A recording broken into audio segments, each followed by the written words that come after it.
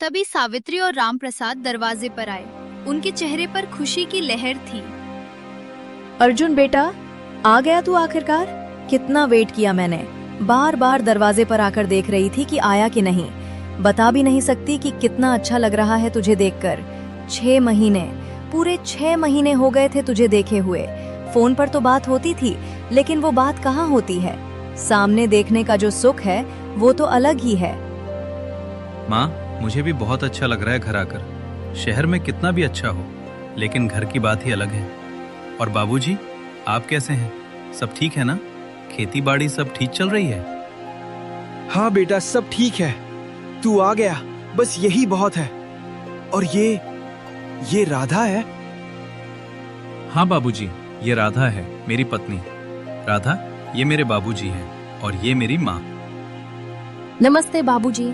नमस्ते माँ जी। मुझे माफ कीजिएगा अगर मुझसे कोई गलती हो जाए। मैं बहुत नर्वस हूँ। पहली बार आप सबसे ठीक से मिल रही हूँ। शादी में तो इतनी भीड़ थी, इतना सब कुछ हो रहा था कि ठीक से बात भी नहीं हो पाई। लेकिन अब मुझे आप सबका हिस्सा बनना है, इस घर का हिस्सा बनना है। अरे बेटा, ये क्या कह रही हो? तुम पहले से ही इस घर का हिस्सा हो और नर्वस होने की क्या बात है। हम सब तुम्हारे अपने हैं। आओ, खड़ी क्यों हो? अंदर आओ। देखो, मैंने तुम्हारे लिए तुम्हारा कमरा कितना अच्छा सजाया है और खाना भी बना रखा है। तुम दोनों थके होगे, पहले फ्रेश हो जाओ, फिर खाना खाओ। हाँ बेटी राधा, घबराने की कोई बात नहीं। ये तुम्हारा अपना घर है। खुश रहो बेटा, भगवान तुम्हें हमेशा खुश रखे। और देखो, अगर कोई प्रॉब्लम हो, कुछ भी चाहिए हो, तो बेझिझक बता देना। हम सब तुम्हारे साथ हैं। बहुत बहुत धन्यवाद बाबूजी। धन्यवाद माँ जी। आप लोगों का इतना प्यार मिल रहा है कि मैं क्या कहूँ। मुझे डर था कि शायद मैं एडजस्ट नहीं कर पाऊंगी, शायद आप लोगों को मैं पसंद नहीं आऊंगी। लेकिन अब मुझे लग रहा है कि सब ठीक हो जाएगा। सब अंदर आए। दादी कमला अपनी चारपाई पर बैठी थी। दादी, कैसी हैं आप? मैं आपको कितना मिस करता था। रोज सोचता था कि कब घर जाऊं, कब दादी से मिलूं। आप तो ठीक है ना? कोई प्रॉब्लम तो नहीं? दवाइयाँ टाइम से ले रही हैं ना? हाँ बेटा, मैं बिल्कुल ठीक हूँ। तू आ गया, बस यही बहुत है। तेरे बिना ये घर सूना सूना लगता था। और ये राधा है। नमस्ते दादी जी, मुझे आशीर्वाद दीजिए। मैं बहुत खुशकिस्मत हूँ कि मुझे इस घर में आने का मौका मिला। अर्जुन ने मुझे आपके बारे में बहुत कुछ बताया है। कहते थे कि आप बहुत समझदार हैं, बहुत अनुभवी हैं। मुझे आपसे बहुत कुछ सीखना है। भगवान तुम्हें खुश रखे बेटी, इस घर की लक्ष्मी बनकर रहना। देखो बेटा, ये घर छोटा सा है, सादा है, शहर के बड़े बड़े घरों जैसा नहीं है, लेकिन इसमें प्यार है, अपनापन है। तुम यहाँ ठीक से रह पाओगी? जी दादी जी, बिल्कुल रह पाऊंगी। मुझे बड़े घरों की जरूरत नहीं है। मुझे तो बस प्यार चाहिए, अपनापन चाहिए, और वो तो मुझे यहाँ मिल रहा है। आप सब इतने अच्छे से मिल रहे हैं, इतना प्यार दे रहे हैं कि मेरा सारा डर खत्म हो गया है। अच्छा है बेटा, बहुत अच्छा है। लेकिन बेटी, एक बात कहूँ, गांव की जिंदगी शहर से बहुत अलग है। यहाँ सुबह जल्दी उठना पड़ता है, बहुत सारे काम होते हैं। रसोई में चूल्हे पर खाना बनाना पड़ता है, कपड़े हाथ से धोने पड़ते हैं। तुम्हें ये सब आता है? दादी जी, सच कहूँ तो मुझे ये सब ज्यादा नहीं आता। शहर में तो सब कुछ आसान था। गैस पर खाना बनाते थे, वॉशिंग मशीन में कपड़े धोते थे। लेकिन मैं सीखना चाहती हूँ। आप मुझे सिखाएंगी ना? मैं मेहनत करूंगी, पूरी कोशिश करूंगी। बस आप मुझे थोड़ा समय दीजिए। हाँ बेटी, हाँ, मैं सिखा दूंगी तुझे सब कुछ। बस तुझे सीखने की इच्छा होनी चाहिए, और वो तो तुझ में दिख रही है। अच्छा, अब बहुत बातें हो गईं। तुम दोनों जाओ, फ्रेश हो जाओ। सावित्री ने खाना बनाया है, थके होगे तुम लोग। सावित्री ने सबके लिए चाय बनाई। पूरा परिवार आंगन में बैठकर बातें करने लगा। रात का खाना हो चुका था। सावित्री ने अर्जुन की पसंदीदा चीजें बनाई थी। सब खुशी खुशी खाना खा रहे थे। वाह माँ, कितना स्वादिष्ट खाना बनाया है आपने। ये बैंगन का भरता, मुझे इसकी कितनी याद आती थी। शहर में कितनी भी कोशिश करूं, लेकिन आपके हाथ का स्वाद नहीं आता। और ये मक्के की रोटी, दादी, आपको याद है जब मैं छोटा था तो रोज ये मांगता था? हाँ बेटा, कैसे भूल सकती हूँ। तू तो रोटी सब्जी खाता ही नहीं था।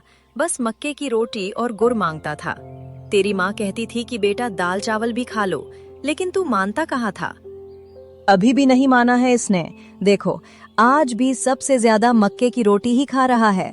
राधा बेटा, तुम भी खाओ ना। क्या हुआ, तुम तो बहुत कम खा रही हो। तुम्हें खाना पसंद नहीं आया क्या? नहीं नहीं माँ जी, ऐसी बात नहीं है। खाना तो बहुत स्वादिष्ट है, इतना स्वादिष्ट कि मैं क्या बताऊं।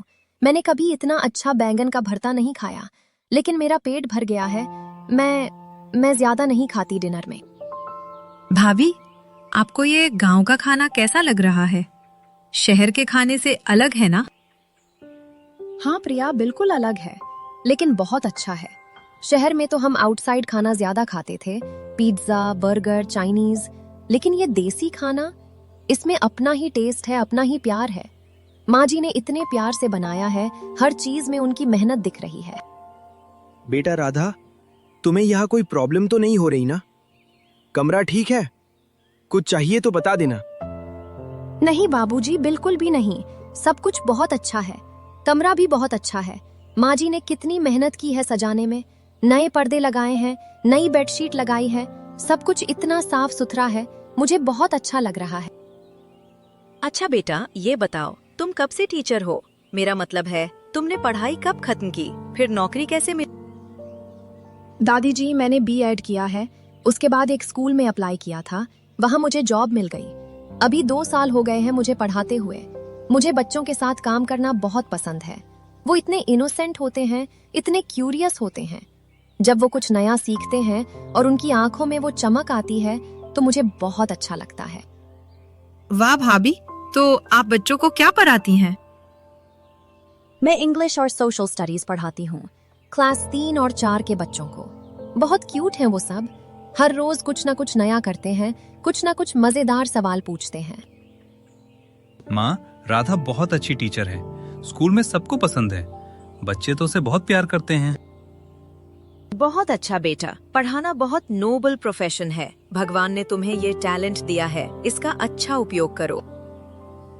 हाँ बेटा, और अगर तुम यहाँ रहकर भी कुछ करना चाहो तो बता देना।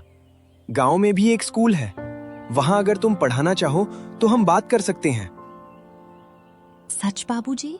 वो तो बहुत अच्छी बात है। मुझे आइडल बैठना पसंद नहीं। अगर मैं यहाँ भी कुछ काम कर सकूं तो बहुत अच्छा होगा। खाना खत्म होने के बाद सब अपने अपने कमरों में चले गए। अर्जुन और राधा को एक अलग कमरा दिया गया था। अर्जुन, तुम्हारा परिवार सच में बहुत प्यारा है। सबने इतने प्यार से वेलकम किया मुझे।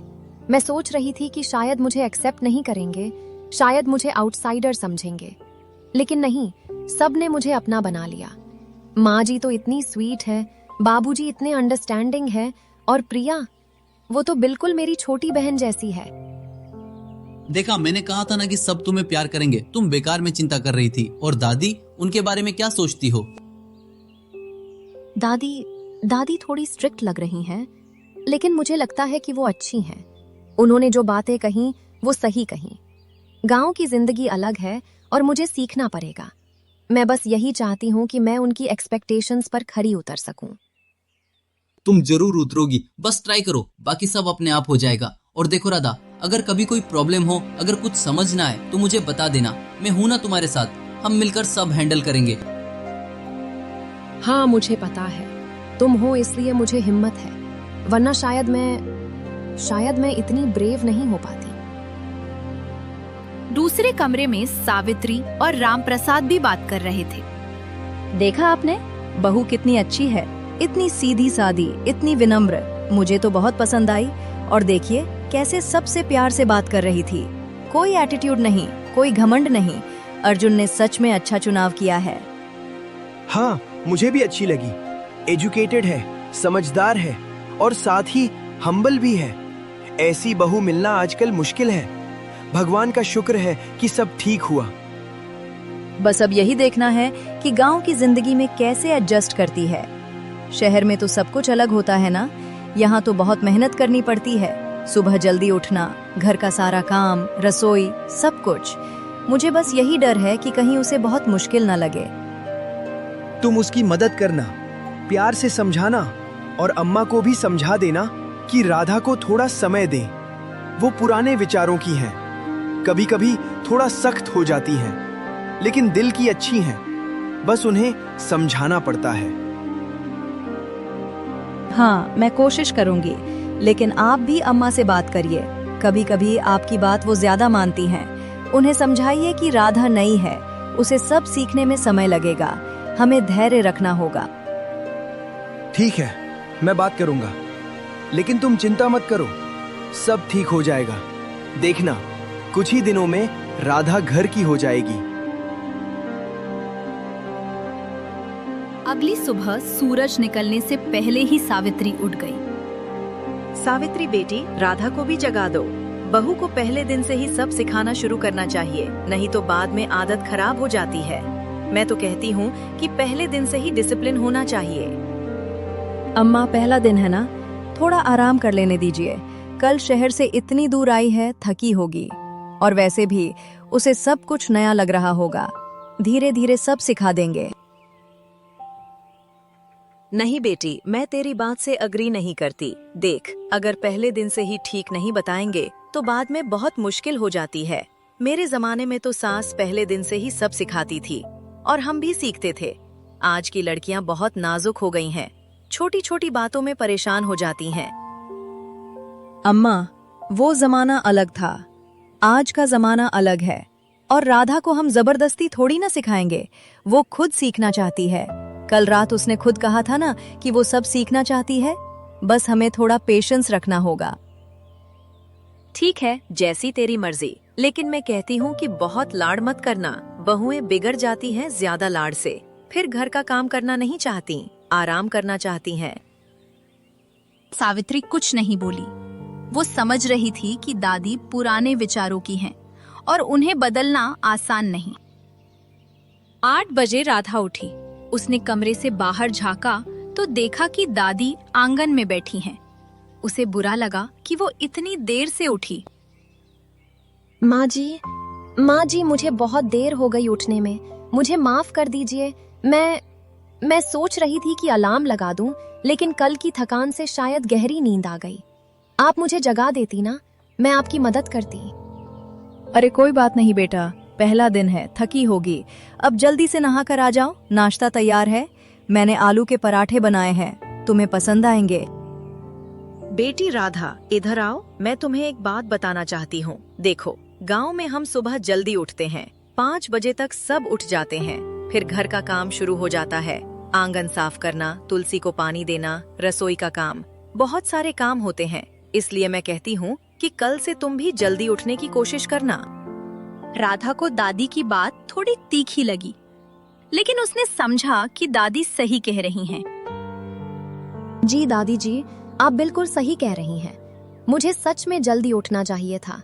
शहर में तो मैं 7 बजे उठती थी, लेकिन यहाँ तो बहुत काम है। मैं प्रॉमिस करती हूँ कि कल से मैं 5 बजे उठूंगी। आप देखना, मैं बिल्कुल ऑन टाइम उठूंगी। दादी जी, सच कहूँ तो मुझे चूल्हे पर खाना बनाना नहीं आता। मैंने कभी ट्राई नहीं किया। शहर में तो हमारे यहाँ गैस था, लेकिन मैं सीखना चाहती हूँ। क्या आप मुझे सिखाएंगी? हाँ बेटा, सिखा दूंगी, लेकिन चूल्हा आसान नहीं है, बहुत मेहनत लगती है, धुआं होता है, आंखों में जलन होती है। तुम कर पाओगी? जी दादी जी, मैं ट्राई करूंगी। मुझे पता है कि मुश्किल होगा, लेकिन मैं हार नहीं मानूंगी। मुझे सब सीखना है। राधा जल्दी से नहाने चली गई। नाश्ते के समय सब साथ बैठे थे। भाभी, आज की रात कैसी रही? अच्छी नींद आई? कमरा कंफर्टेबल है ना? हाँ प्रिया, बहुत अच्छी नींद आई। कमरा भी बहुत अच्छा है। बस मुझे थोड़ी देर हो गई उठने में, लेकिन कल से मैं जल्दी उठूंगी। नहीं बेटा, आज तुम आराम करो। प्रिया के साथ गांव घूम आओ, सब जगह देख लो। कल से फिर काम सीखना शुरू कर देंगे। सावित्री, मैं कहती हूँ कि आज से ही शुरू करना चाहिए। देर करने से क्या फायदा? और वैसे भी राधा खुद कह रही है कि वो सीखना चाहती है, तो फिर देर किस बात की? नहीं माँ जी, दादी जी सही कह रही हैं। मैं सच में आज से ही शुरू करना चाहती हूँ। अगर मैं डिले करती रहूंगी तो कब सीखूंगी? आप बताइए मैं क्या करूँ? मैं आपकी हर बात मानूंगी, हर काम करूंगी। ठीक है बेटा, तो फिर नाश्ते के बाद तुम रसोई में आ जाना। मैं तुम्हें आटा गूंदना सिखाऊंगी और फिर चूल्हे पर रोटी बनाना भी। प्रिया कॉलेज चली गई। राधा सावित्री के साथ रसोई में आ गई। माँ जी, मुझे बताइए कहाँ से शुरू करूँ, मैं क्या करूँ? देखो बेटा, पहले मैं तुम्हें आटा गूंदना सिखाती हूँ। ये देखो, इतना आटा लो, फिर इसमें थोड़ा थोड़ा पानी डालो और फिर ऐसे गूंदो। ज्यादा सॉफ्ट नहीं, ज्यादा हार्ड भी नहीं, बस मीडियम होना चाहिए। राधा ने कोशिश की, लेकिन पहली बार में आटा या तो बहुत सॉफ्ट हो जाता या बहुत हार्ड। माँ जी, मुझसे ठीक नहीं हो रहा। ये देखिए, बहुत चिपचिपा हो गया। कोई बात नहीं बेटा, पहली बार में सबके साथ ऐसा ही होता है। अब थोड़ा आटा और डाल दो, फिर से गूंदो, धीरे धीरे सही हो जाएगा। तभी दादी कमला रसोई में आई। उन्होंने आटे को देखा। अरे ये क्या हाल बना दिया, इतना चिपचिपा आटा ऐसे थोड़ी ना गूंदते हैं। देखो, पानी इतना डालना चाहिए कि आटा परफेक्ट हो, ना ज्यादा सॉफ्ट ना ज्यादा हार्ड। तुम्हें ये भी नहीं आता? दादी जी, मैं सीख रही हूँ, पहली बार कर रही हूँ ना, इसलिए गलती हो गई। गलती? बेटा, ये तो बेसिक चीज है, हर लड़की को ये आना चाहिए। तुम्हारे घर में किसने नहीं सिखाया? दादी जी, घर में तो मम्मी सब कर लेती थी। उन्होंने कभी मुझे ज्यादा काम नहीं करवाया। कहती थीं कि पहले पढ़ाई कंप्लीट करो, बाकी सब बाद में सीख लोगी। आजकल के पेरेंट्स यही गलती करते हैं। लड़कियों को बस पढ़ाई करवाते हैं, घर का काम नहीं सिखाते और फिर शादी के बाद प्रॉब्लम होती है। खैर छोड़ो, अब तुम यहाँ हो तो तुम्हें सब सीखना ही पड़ेगा। अम्मा, राधा सीख रही है, उसे थोड़ा समय दीजिए। आप भी तो जानती हैं कि नई चीज सीखने में टाइम लगता है। हाँ, समय तो लगता है, लेकिन कोशिश भी तो करनी चाहिए ना। खैर, तुम सिखा रही हो तो ठीक है, मैं जा रही हूँ। दादी चली गईं। राधा की आंखें भर आईं। बेटा, दिल पर मत लो, अम्मा ऐसी ही हैं। उनके जमाने में सब कुछ अलग था। वो चाहती हैं कि सब परफेक्ट हो, लेकिन तुम चिंता मत करो, तुम धीरे धीरे सीख जाओगी। मैं तुम्हारे साथ हूँ। माँ जी, मैं सच में ट्राई कर रही हूँ, लेकिन दादी जी को लगता है कि मैं कुछ नहीं जानती, कि मैं यूजलेस हूँ। नहीं बेटा, ऐसा नहीं है। दादी को तुमसे उम्मीदें हैं। वो चाहती हैं कि तुम इस घर की परफेक्ट बहू बनो। बस उनका तरीका थोड़ा अलग है। तुम बस अपनी मेहनत करती रहो, सब ठीक हो जाएगा।